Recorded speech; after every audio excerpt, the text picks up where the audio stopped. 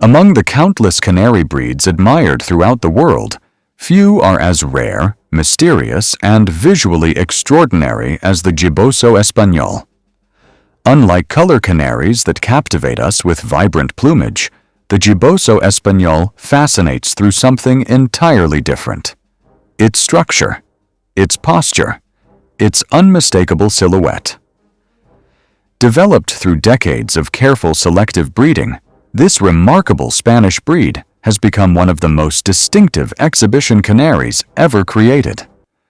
Today, we explore the fascinating world of the Giboso Español, uncovering the unique characteristics that have earned it a special place among the rarest and most admired canaries on Earth.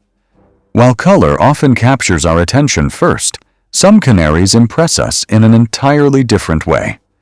Meet the Giboso Español, one of the rarest and most unusual canaries in existence.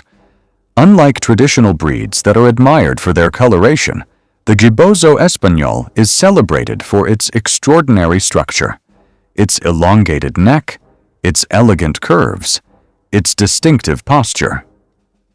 Together, these characteristics create a silhouette unlike any other bird in the canary world. At first glance, it appears almost unreal, as though sculpted by an artist rather than shaped by nature. Every line of its body reflects decades of careful selection and refinement. Judges evaluate the breed according to strict standards that emphasize posture, proportions, and structural elegance. Because of its rarity and unique appearance, the Giboso Español remains one of the most sought-after exhibition canaries among serious breeders. It is not simply admired. It is studied, preserved, and celebrated as a living masterpiece of avian design. The Giboso Español reminds us that beauty in the canary world extends far beyond color alone. Its remarkable posture, elegant structure, and extraordinary... Thank you for joining us on this journey into one of the most extraordinary canary breeds ever developed. Until next time, keep discovering the beauty hidden within the world of birds.